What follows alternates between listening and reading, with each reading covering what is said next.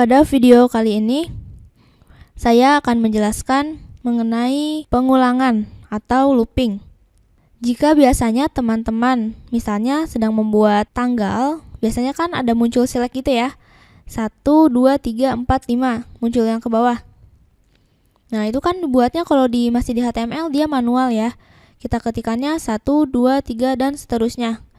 Bayangin kalau kita harus looping sampai 700 atau mungkin sampai 100 deh yang kecilnya. Pasti itu bakalan capek banget dan ngabisin waktu. Jika menggunakan PHP, kita bisa menggunakan sistem looping ini. Jadi cara menggunakannya cukup mudah. Jika misalnya teman-teman ingin mencetak 1, 2, 3, 4, 5, misalnya sampai 10. Teman-teman cukup ketikkan dengan 3 baris aja. Kita cobain ya. Klik kanan di belajar_php, klik new, file. Lalu kita buat looping_for.php. Nah, kita klik ini 2 kali ya. Oke, sebelum saya ketikkan PHP-nya, di sini kita akan belajar mengenai 2 looping ya. Yang pertama adalah looping for dan yang kedua adalah looping while. Pertama kita akan belajar looping for terlebih dahulu. Seperti biasa kita ketikkan dulu tag PHP-nya ya. Lalu coba teman-teman ketikkan for. Contoh penulisannya sama seperti if else ya. Hanya saja di sini diubah menjadi for. Nah, di dalam sini nanti akan ada 3 bagian. 3 bagian apa saja? Coba teman-teman ketikkan dulu ya. $A misalnya sama dengan 1. Titik koma, $A lagi misalnya lebih kecil sama dengan 5.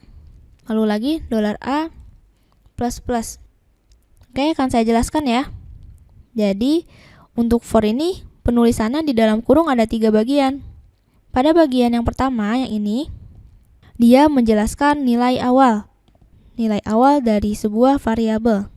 Di sini, saya buat variabel bernama A yang berisi angka 1. Berarti di sini nilainya telah berubah menjadi 1 ya. Kita telah menyiapkan sebuah variabel yang bernilai 1. Lalu pada bagian kedua di sini, dia merupakan kondisinya. Ini adalah kondisi. Misalnya di sini $A lebih kecil sama dengan 5. Nah, di sini ada $A plus plus. Di sini artinya nanti untuk proses loopingnya. Pada bagian bawah ini, coba teman-teman ketikkan echo $A. Cukup seperti ini saja. Sangat simpel ya. Jadi kita nggak usah ngetikin satu-satu, misalnya 1, 2, 3, 4, dan seterusnya itu nggak usah. Kita bisa ketikkan seperti ini. Kita save, lalu kita lihat hasilnya. Ini ya, looping for.php. Oke, udah kelihatan? 1, 2, 3, 4, dan 5. Tapi mereka sejajar ya.